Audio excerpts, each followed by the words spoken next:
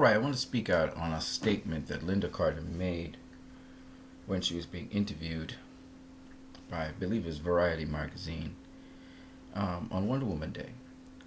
She said that those people who are homophobes need to be hit over their head. It's so yesteryear, and they need to get over it. And just in case people don't know what homophobia is, and by the way, Lynda Carter is a feminist, and she's also was Wonder Woman in the TV show in the 70s, I think 75 and onwards.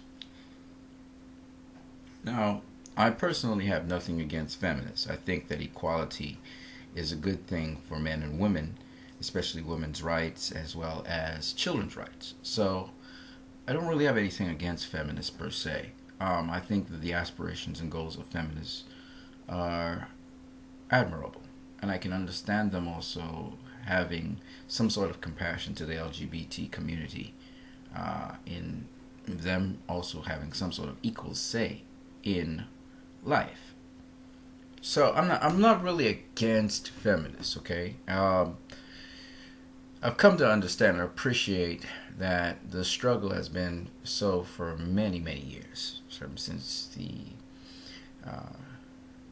early 20th century and into the 21st century. Now we still have these struggles where certain things which should really be just human rights, period, have to be women rights issues. And so it's sad, really. It's sad that at this time that is what's happening. But there's something I want to show you guys. So let's first get into what homophobia is, because a lot of people do not really know what, by definition, homophobia is. And according to the definitions given out there, homophobia is basically either a dislike or prejudice against homosexual people. And that prejudice could be in many different forms. Some people say it's like a hate crime. It's like you hate homosexual people. Some people literally go out and try and beat up homosexual people. Other people spew out very negative sentiments towards them. Other people have fear, because phobia means fear of sameness. So it would be fear of homosexual people as well. And basically it's a word that is termed for negative sentiments towards homosexual people. And politically correct people tend to want to avoid being labeled that. Now, when it comes to me, I really am a logic person, so I work by logic. I don't work by popular sentiment, to be honest with you. So what I'm going to do is I'm going to give you a couple of analogies. It's natural for a plant that's growing up to bear some sort of flowers or some sort of fruit. Let me just categorize. When I talk about plants, I'm not talking about ferns. I'm talking about deciduous plants, okay? Plants which bear flowers and therefore have fruits. The fruits fall to the ground, the seeds take root, and then they form more plants, right? So I'm really talking about deciduous plants, and not necessarily dicotyledons or monocotyledons, but deciduous plants. So that it would be strange if you saw a tree without fruit on it, which was known for its fruit, like an orange tree without oranges in the orange season, or a banana tree without bananas in the banana season, or a coconut tree without coconuts in the coconut season. Usually people who grow trees for their fruit, if they're not bearing fruit, they chop down the tree or they get rid of the tree. Okay? So I say this to say that for life to continue onwards, you have to have offspring. Right? You have to have offspring. And trees have different ways and mechanisms, but deciduous trees particularly, they bear offspring through their seeds of their fruit. Now, I want you to understand this principle because it's a principle, it's a natural principle in the animal kingdom as well. You have different kinds of reproduction. You have asexual reproduction, or cells in our body reproduced by asexual means. You have small unicellular animals like things called amoeba that actually reproduce. This animal here is not an amoeba. This is actually some sort of unicellular organism, but you can see they can reproduce bisexually by just splitting in half chromosomally. Okay.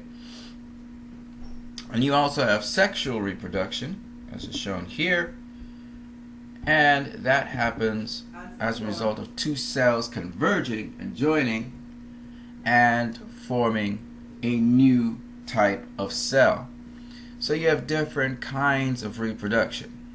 Now, if you're going to form a whole entirely new individual in the animal kingdom, or at least certain animals, that happens mostly by sexual reproduction, especially in the bigger, more advanced organisms.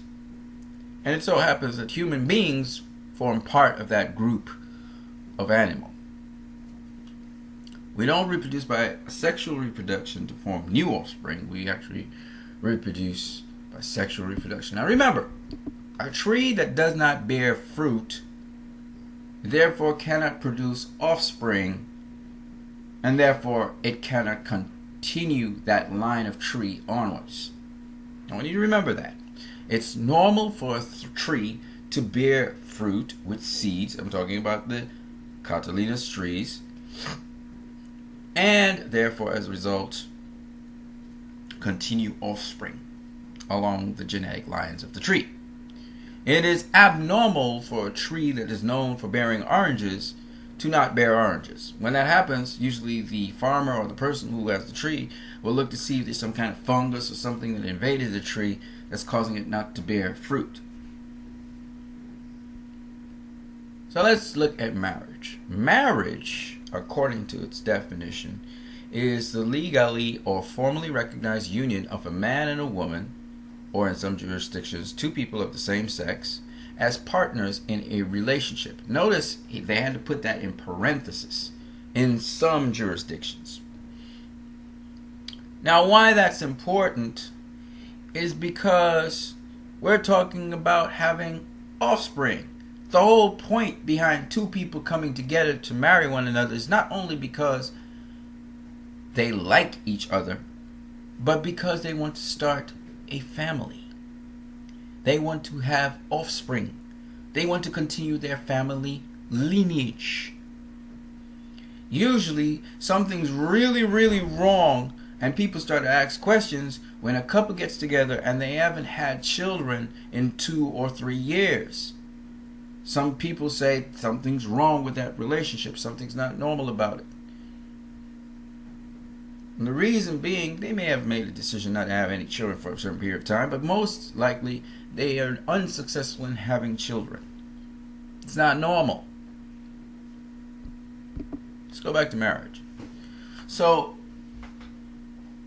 if you have a union of any kind, it is normal for that union to expand outwards and form a family. And the natural way in the animal kingdom, as well as in some kingdoms of plants where trees have sexual reproduction as well, it is natural for the union of two plants to produce another plant or plants. This is the same for the animal kingdom. It's natural. What's very unnatural is if that union that is brought together does not produce a new plant or new animal, offspring. So fundamentally, marriage is supposed to be the foundation block for family. Family. Now, people who are of the same sex, I'm going to go back to the word homophobia for a minute, homosexual people cannot produce offspring as a result of their union. They just can't. So they have to look for artificial means. There's a difference between natural means and artificial means. You must know the difference. Artificial is like where we have GMO plants, which have been genetically modified. That's artificial means. But you can have natural plants that you grow. which are normal. We call them organic plants. Nah? Okay. So you can have the organic or natural way of making a family, or you can have an artificial way where you start to adopt children, or you start to bring in people from another family into your family. But of the union itself, of the marriage itself, people of the same sex cannot have children with each other. And therefore they cannot continue their lineage. They cannot produce offspring. Let's go back to this word homophobia. A dislike or a prejudice against homosexual people.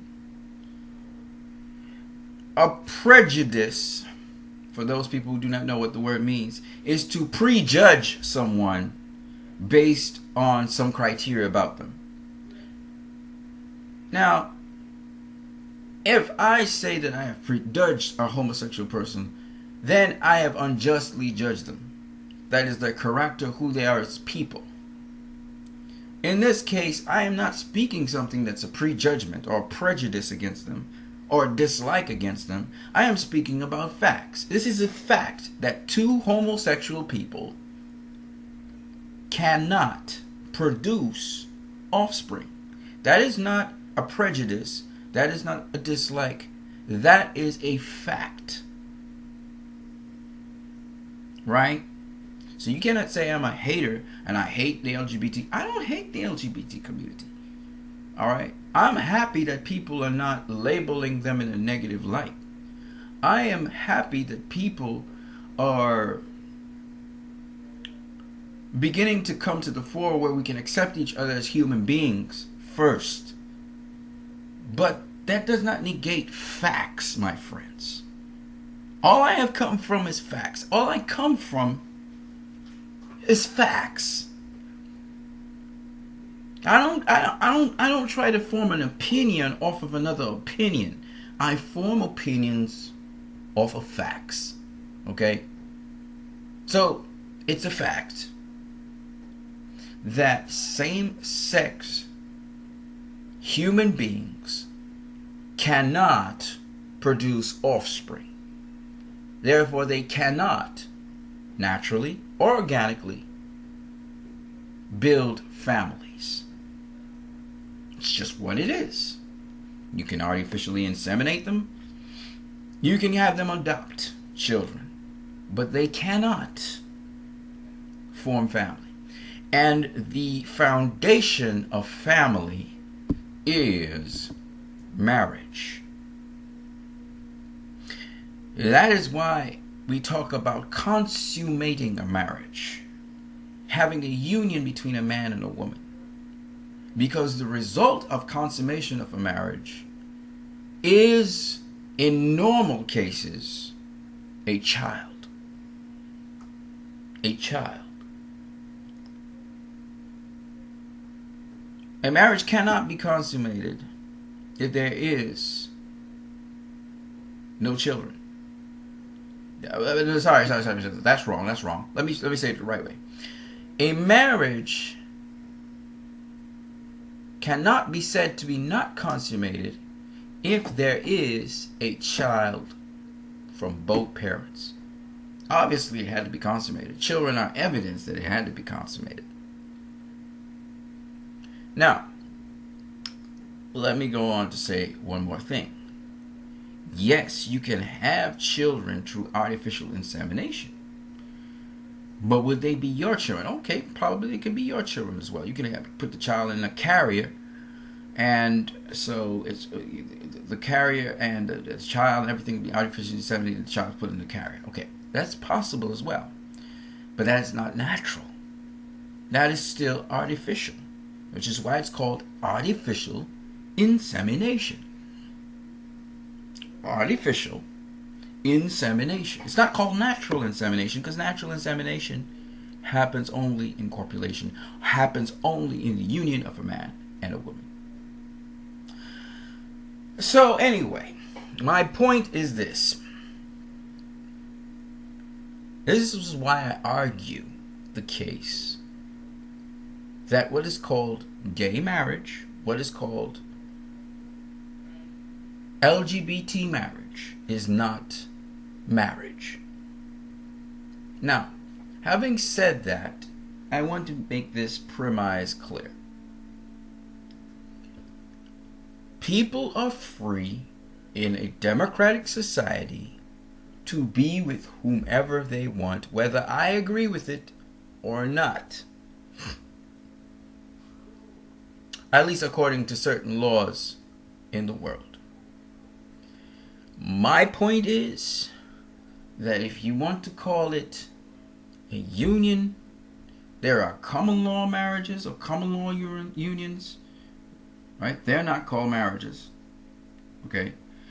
And then you have other types of unions, call them alternative unions, etc. My point is this: marriage is basically a building block for a family. A natural building block that is seen in nature and all around the universe. I'm joking. All around the world. In the animal kingdom and in the human kingdom, which is part of the animal kingdom, some of the plant kingdom. It follows certain precepts. If you're talking about sexual reproduction, it follows certain precepts. Now, I am not here to tell you that certain people should not do certain things. I am just going from facts here. My point is, it follows certain precepts that are natural. If you want to have something that is not natural, that is artificial, and add that to the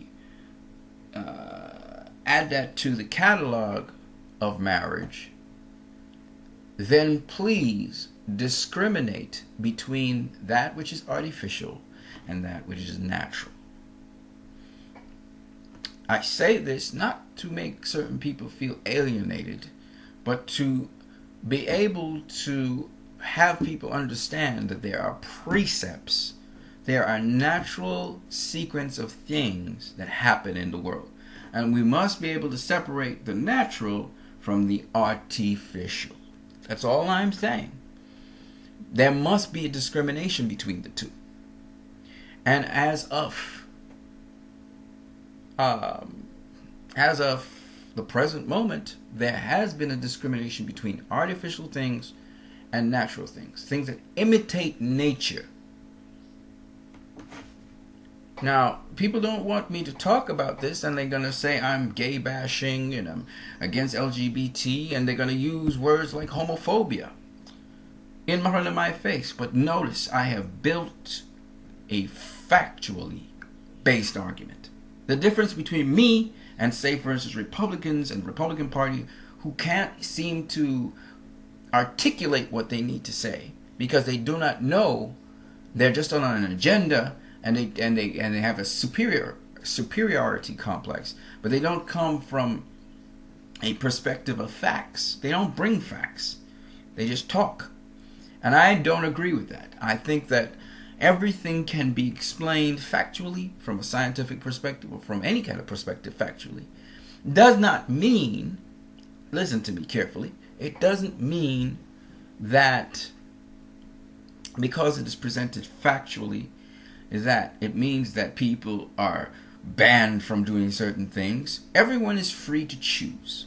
You're free to choose how you want to conduct your life. No one is going to make you conduct your life for you because no one can.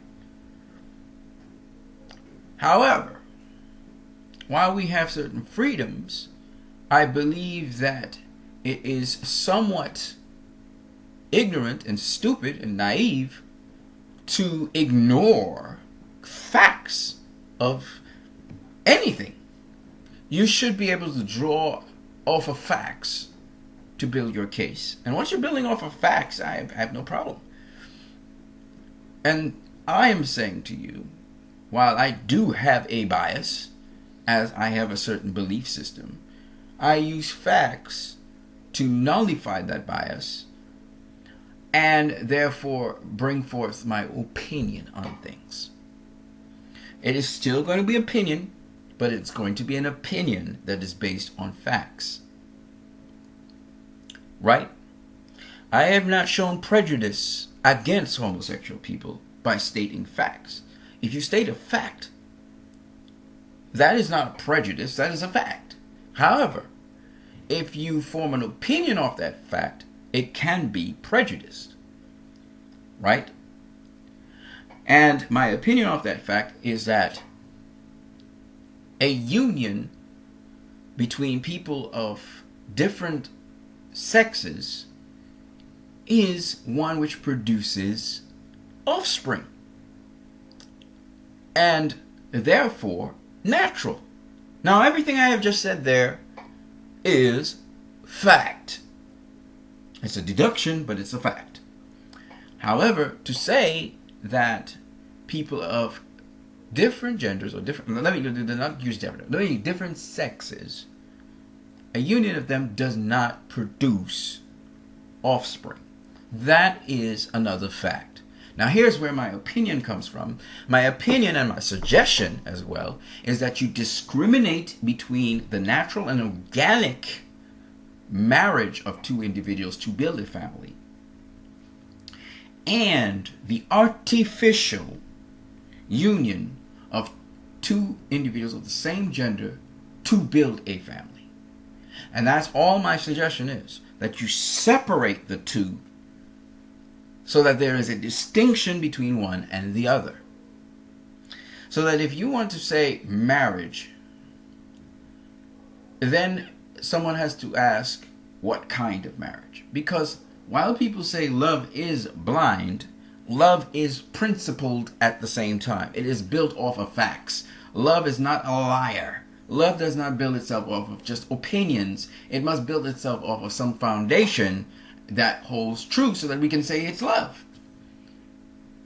So, I just wanted to say that to you guys. I know this is a controversial topic. I'm not politically correct for some people, even though I've taken the care to articulate myself as properly as I can, so people will understand I'm not trying to be discriminatory against anyone or prejudiced, and also to show that I don't dislike anyone in particular, because we are all human beings, and quite frankly, I don't see people as homosexual or as straight because I don't know their private lives. I see them, well, some people behave sort of effeminate and flamboyant as men or masculine as women, so I guess some of them have the tendencies. Well, what I'm saying is, the variation of people and who they are as a person is more important to me than all of these other things. But I thought to set the record straight on this issue, I would be rather clear about it, because I think Lynda Carter here talking about bashing homophobia and so on, I think she's just equally as guilty as the homophobes herself to talk about bashing them, because if you've been a victim of being bashed, the last thing you want to do is bash someone else. You want to show them the higher path. You want to show them the higher road. And I think she was rather reckless as an ambassador for feminism in her statements. And whether she is gay or not is not my business. My business is that, yes, there is homophobia and there's prejudice out there. And yes, you would want to retaliate against someone. But you need to go the higher road, as Hillary Clinton is doing right now, and present your case to such people. I do feel sometimes like bashing certain people because their agendas are not based in fact, or they're not based in truth. But for what? All you're doing is asserting that you're greater than them, and it doesn't make any sense. So I thought I'd set the record straight on that. I think that, especially when someone doesn't have an articulated case, they resort to violence, they resort to emphasizing certain things, they rehash things, they rehearse things. I think it's more sensible as people, especially as people who think of themselves as cerebral of some kind, intellectual of some kind, to be able to discriminate between fact and fiction, and also to be able to act divorced from that. Meaning, just because I know the truth about something doesn't necessarily mean I go and point the finger at this person, point the finger at that person, and put people on blast. No. It just means I know the truth about a situation. And I want to educate people on the truth of a situation, devoid of any personalities or any people, basically on an idea. So people understand the idea and they're educated about it. It doesn't mean that anyone is better than anyone. I'm not better than anybody because I know this truth. It just means I share what I have. And once again, this does not mean we now label people as, put labels on people and try and banish them and ostracize people because we feel they should fall in line with what we believe. That is what Adolf Hitler did. That is what, if you have the truth, you shouldn't have to force people to abide by your truth. You should be able to demonstrate it so that people like it and they want to follow in that truth and find out more about it. That's the truth. That's how it should be. You can't force people to agree with. Hey, if your truth is really truth, it will be truth that will be seen in love. You know what I mean? But I just thought I'd set that record straight. That's something I don't agree with Democrats. I don't agree in what they call love equality, where people they've phrased it differently. That people should have the right to love and who they want to love and so on. And you cannot do that when it comes to marriage. Marriage is more than just about loving one another. There are times people fall out of love. That doesn't mean they fall out of love, marriage. No. You have to stick with it because you're building a family. You have children now. You have responsibilities. Love is more than just feelings and emotions and how comfortable you feel with someone. All right? That's why people have children, and the children add a whole nother dimension. And we're not talking about the in-laws. We're not talking about the actual siblings that you have, and your grandparents and your uncles and your aunts, and all of these people are part of the marriage. That's why all these people come together at the marriage ceremony, because marriage is more than just two people joining together. Even though, by definition here, they say it's a union of a person, legally or formally, but really it goes even beyond that, okay? But I just wanted to share that with you guys. I know this is going to be a topic that some of you again are going to disagree with me on. Leave your comments anyway in the comment section below. The beauty of life is that we sometimes disagree, and it's okay to disagree. It's okay to disagree. It's okay to hold your own opinion. Just remember, when you're arguing with me though, I'm going to lay out facts, and sometimes I'm passionate in how I argue things. Don't feel that I hate you, or I'll try not to be abusive. That's the last thing I want to do, because that's just not good. But I have been abusive in the past, and that's not good either, okay? That's not something we should endorse. So I just want you to understand that as human beings, we're not perfect, okay? We're just not perfect, and we're learning how to deal with each other. So do give me a chance as I'm giving you guys a chance. Just because I say certain things a certain way doesn't necessarily mean I always adhere to them. Which is kind of hypocritical, but it is what it is. And I try my best to point out what I think is true of something. And I usually bring it, though, with facts. Okay? Maybe I'm wrong sometimes, but I definitely try my damnedest to get facts out there to you guys. And then after that, you can take the facts and you can look at them however you want to look at them. Right? So on that note, I hope you guys have a great one. I'm not against Lynda Carter per se, but I do disagree with her attitude towards people who are homophobic. I understand what she's trying to say. That, people shouldn't be ashamed to come out and say they're gay or whatever because people would bash them or look at them in a bad light. I understand where she's trying to come with it, but I think in a way she's being exactly like the people who are homophobic, who usually bash people and attack people. She's doing exactly the same thing. She's just flipping it on its head.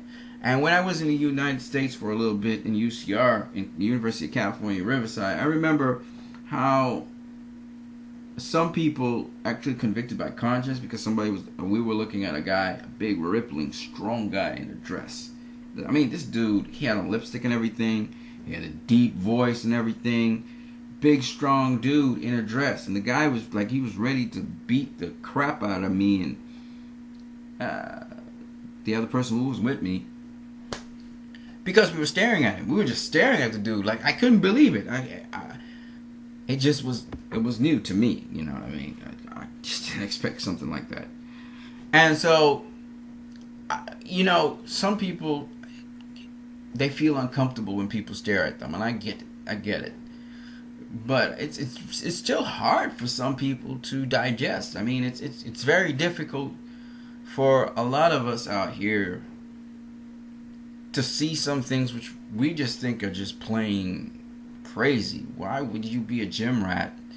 You know, you big hulking dude. You talk like a big, strong, hulking dude, but you're dressed up in a dress. Unless, probably it's a frat thing.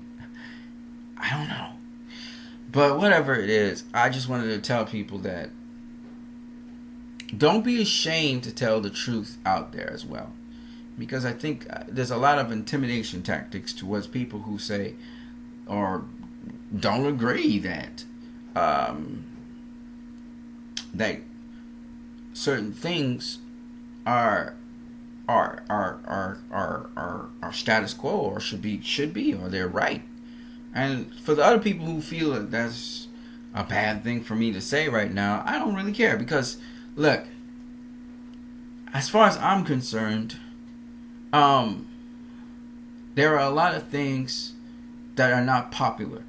When I started talking about the DCEU, for instance, guys, and pointing out the truth and all the lies around there, a lot of you guys supported me because you saw what I saw. Some of you don't see what I see when I talk about topics like this, or I talk about the election. You don't see it. Even though I'm giving you guys facts. I'm literally dropping facts on you guys. I'm not dropping like my opinion. No, I'm dropping facts with my opinion. And still, you guys, you look at all of that, you stare at it, and you say, no, it's X, Y, and Z. And I understand. I understand some people will not see things even if you slap them with facts 24/7. That's what it is. They have already picked sides. They've made up their mind. That's that. For me, I don't care if the opinion is popular or not. If it's based in facts and it's true, that's what matters. And yes, I am from a Christian background. But there are Christians out there who are willing to accept the fact that gays can marry. Right? And they're cool with that. I'm not one of them. I don't believe that gay marriage is marriage. And that's just me.